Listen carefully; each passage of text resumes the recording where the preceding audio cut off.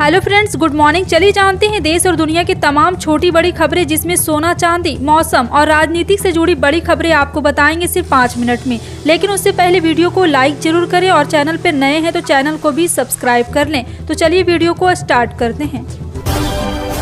लोकसभा चुनाव से पहले कांग्रेस की यूपी जोड़ो यात्रा अगले 18 दिनों में शामिल होंगे 300 से अधिक नेता। पूरी जानकारी आपको विस्तार से देंगे, वीडियो को अंत तक जरूर देखें। बता दें कि लोकसभा के आगामी चुनाव की तैयारियां तेज करते हुए कांग्रेस ने अपने भारत जोड़ो यात्रा की तर्ज पर यूपी जोड़ो यात्रा का आगाज बुधवार को सहारनपुर जिले से कर दिया। उत्तर प्रदेश कांग्रेस के प्रवक्ता अंशु अवस्थी ने बताया कि यात्रा शुरू करने से पहले कांग्रेस के प्रदेश अध्यक्ष अजय राय ने सिद्धपीठ मां संकामभरी देवी के मंदिर पहुंचकर पूजा अर्चना की। राय के नेतृत्व में शुरू हुई यात्रा पहले दिन बेहट होते हुए गंगो नगर पालिका के गणेश शंकर विद्यार्थी चौक पर समाप्त हुई। प्रदेश अध्यक्ष अजय राय ने इस मौके पर दूसरी पार्टियों पर जमकर हमला बोला। उन्होंने कहा, उत्तर प्रदेश में आम आदमी पार्टी की सरकार नहीं है। भाजपा सरकार किसानों की समस्या पर कान बंद कर लेती है। वो गन्ना किसानों को सही मूल्य नहीं दे पा रही। भाजपा यहाँ पे बलात्कारियों के चुनाव में टिकट देती है, पेट्रोल गैस के दाम लगातार बढ़ाती है, लेकिन रोजगार के अवसर मुहैया नहीं कराती। अजय राय ने कहा कि पार्टी के पूर्व अध्यक्ष राहुल गांधी की पूर्व में निकाली गई भारत जोड़ो यात्रा से प्रेरणा लेकर यूपी जोड़ो यात्रा शुरू की गई, जो लखनऊ के शहीद स्मारक से खत्म होगी। उन्होंने कहा है कि जनता ने अगर साथ दिया तो 2024 के लोगों के बीच दूरियां पैदा करने को आरोप लगाते हुए उन्होंने कहा है कि कांग्रेस की यूपी जोड़ो यात्रा का उद्देश्य लोगों को जोड़ना है। कांग्रेस लोगों के बीच पहुंचकर उसने यात्रा से जुड़ने का आह्वान किया है। दिल्ली सरकार में पर्यावरण मंत्री और आम आदमी पार्टी के प्रदेश प्रभारी गोपाल राय ने प्रवर्तन निदेशालय की ओर से सीएम अरविंद केजरीवाल को जारी समन को लेकर शनिवार को बयान दिया। उन्होंने कहा है कि ईडी के दूसरे समन का भी दिल्ली के सीएम ने लिखित में जवाब दे दिया। तीसरे समन का जवाब समय आने पर दिया जाएगा। गोपाल राय ने प्रवर्तन निदेशालय केंद्र सरकार के नियम के अनुसार काम कर रही ईडी की हकीकत को हर कोई जानता है। ईडी यहाँ पे एक बार फिर से नोटिस पर मुख्यमंत्री ने अपना स्टैंड क्लियर कर दिया था। मध्य प्रदेश के मुख्यमंत्री पद की शपथ लिए डॉक्टर मोहन यादव को पूरे 10 दिन हो गए हैं। सीएम मोहन यादव धीरे धीरे एक्शन मोड में नजर आ रहे हैं। सीएम ने अब 10 अफसरों को 10 संभाग की जिम्मेदारी दी है। यह अफसर सीएम मोहन यादव को अपने अपने संभाग और जिले के हर छोटी बड़ी गतिविधियों से अवगत कराएंगे। मुख्यमंत्री डॉक्टर मोहन यादव ने जिन 10 अफसरों को संभाग की जिम्मेदारी, उनमें भोपाल संभाग की जिम्मेदारी भी है। दिल्ली में 19 दिसंबर को इंडिया गठबंधन की चौथी बैठक हुई थी और इसी दिन देर शाम जदयू ने 29 दिसंबर को पार्टी की राष्ट्रीय कार्यकारिणी और राष्ट्रीय परिषद की बैठक बुलाने की घोषणा की। इसे लेकर बिहार के सियासी हलके में अटकलबाजियों का दौर गर्म है। भाजपा के वरिष्ठ नेता और राज्यसभा सांसद सुशील मोदी ने 20 दिसंबर को बड़ी राजनीतिक भविष्यवाणी करते हुए कहा था, लालू यादव से ललन सिंह की बढ़ती निकटता के कारण जदयू उन्हें किसी भी समय राष्ट्रीय अध्यक्ष के पद से हटा सकती है। कर्नाटक के मुख्यमंत्री सिद्धारमैया ने राज्य के शैक्षणिक संस्थानों में हिजाब पहनने पर जारी प्रतिबंध को खत्म कर दिया। उन्होंने कहा कि पहनने और भोजन का चयन व्यक्तिगत मामला है। उनके इस फैसले के बाद राजनीतिक तेज हो गई। उन्होंने कहा कि सिद्धारमैया का निर्णय वोटों की खातिर लिया गया निर्णय और हमारे शैक्षणिक संस्थानों की धर्मनिरपेक्ष प्रकृति के बारे में चिंता पैदा करता। सिद्धारमैया ने भाजपा पर निशाना साधते हुए कहा, वो कहते हैं सबका साथ सबका विकास, लेकिन टोपी बुर्का पहनने वालों और दाढ़ी रखने वालों को दरकिनार कर देते हैं। क्या उनकी यह मतलब है? कांग्रेस ने 2024 लोकसभा चुनाव के लिए मैनिफेस्टो कमेटी का गठन किया। पूर्व केंद्रीय मंत्री और पार्टी के सीनियर लीडर पी चिदंबरम इसके अध्यक्ष बनाए गए। छत्तीसगढ़ के पूर्व deputy CM TS Singhdeo committee के संयोजक होंगे। 16 सदस्यीय इस कमेटी में प्रियंका गांधी वाड्रा, कर्नाटक के मुख्यमंत्री सिद्धारमैया, जयराम रमेश और शशि थरूर भी शामिल रहेंगे। वहीं कांग्रेस ने एक रेजोल्यूशन पास किया। इसके मुताबिक मोदी सरकार की कथनी करनी में अंतर बताया जाएगा। मैनिफेस्टो कमेटी पूर्व केंद्रीय मंत्री आनंद शर्मा, मणिपुर के पूर्व डिप्टी सीएम यहाँ पे गायखंड भी शामिल होंगे। और साथ ही साथ आपको बता दें कि मध्य प्रदेश, छत्तीसगढ़, राजस्थान में मिली हार के बाद कांग्रेस 2024 लोकसभा चुनाव पर है। पार्टी ने गुरुवार 21 दिसंबर को कांग्रेस वर्किंग कमेटी की बैठक बुलाई थी, जिसमें लोकसभा चुनाव की रणनीति पर चर्चा हुई।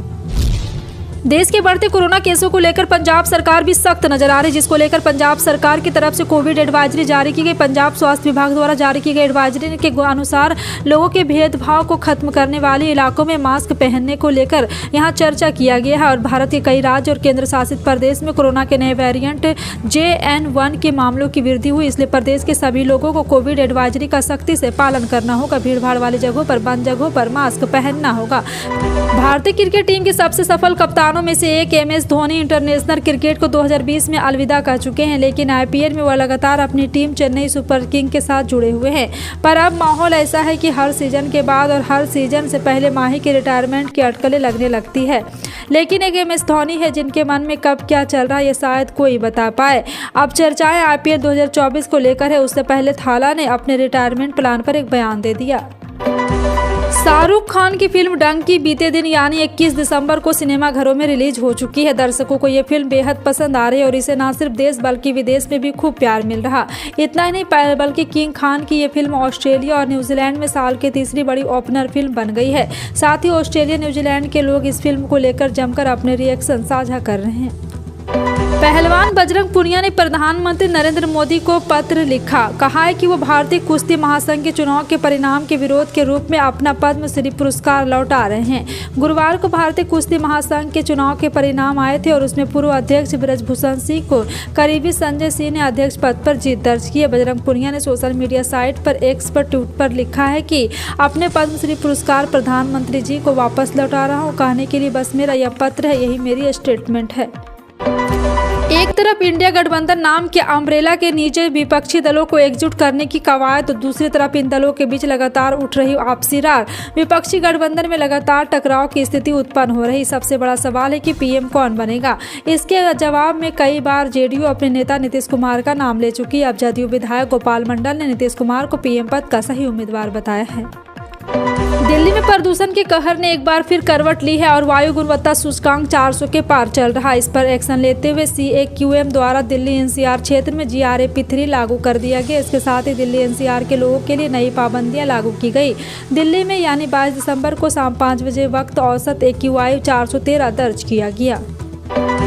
महाराष्ट्र सरकार ने ITI में नामांकित अनुसूचित जनजाति के छात्रों की जानकारी के लिए एक समिति का गठन किया है। असल में कुछ छात्रों ने ST कोटा के जरिए प्रवेश लिया, लेकिन वे ईसाई या मुस्लिम में परिवर्तित हो गए।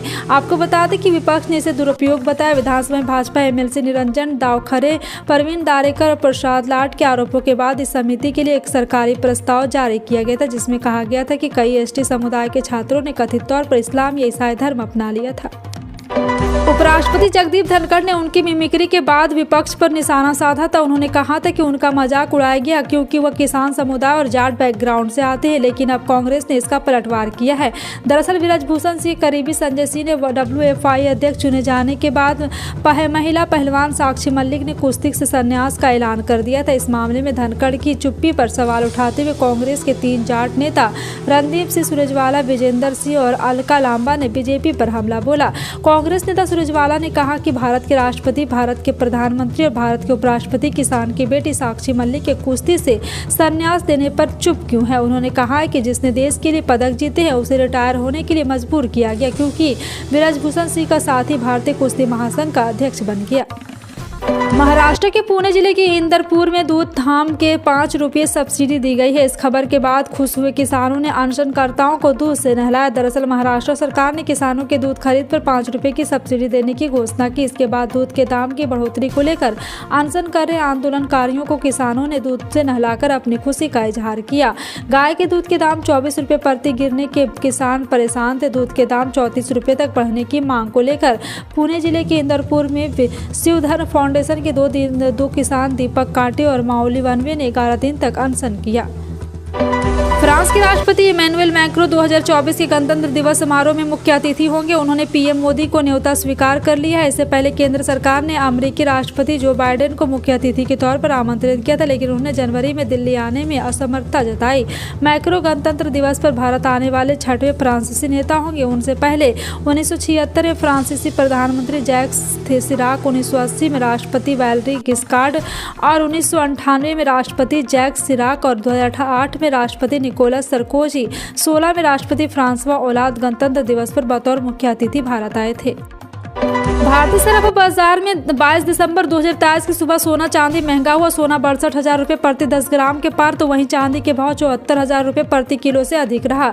राष्ट्रीय स्तर पर 999 शुद्धता वाले 24 कैरेट वाले 10 ग्राम सोने की कीमत 62,661 रुपये, जबकि 999 शुद्धता वाले चांदी की कीमत 74,709 रुपये है। यूपी में अब राशन कार्ड धारकों को मुफ्त में बाजरा भी मिलेगा। योगी आदित्यनाथ सरकार ने इस बाबत फैसला किया। फरवरी में चावल और गेहूं के साथ बाजरा भी दिया जाएगा। हालांकि गेहूं और चावल की मात्रा को कम करके बाजरे की शामिल किया जाएगा। इस बदलाव के पीछे श्री अन्न को बढ़ावा देने के तौर पर देखा जा रहा। यूपी खाद्य विभाग की ओर से इस संबंध में आदेश जारी कर दिया गया है। इसके तहत फरवरी में ही निःशुल्क मिलने वाले राशन में चावल और गेहूँ की मात्रा को कम करते हुए उसमें बाजरे को शामिल किया गया। अभी तक लाभार्थियों को हर महीने 35 किलोग्राम राशन में 14 किलोग्राम गेहूं, 21 किलोग्राम चावल दिया जाता है। नए आदेश के बाद फरवरी से 14 किलोग्राम गेहूं, 10 किलोग्राम बाजरा और 11 किलोग्राम चावल दिया जाएगा। फिलहाल आपका इन सभी खबरों पर क्या कहना है, कमेंट सेक्शन में टाइप करके जरूर बताएं।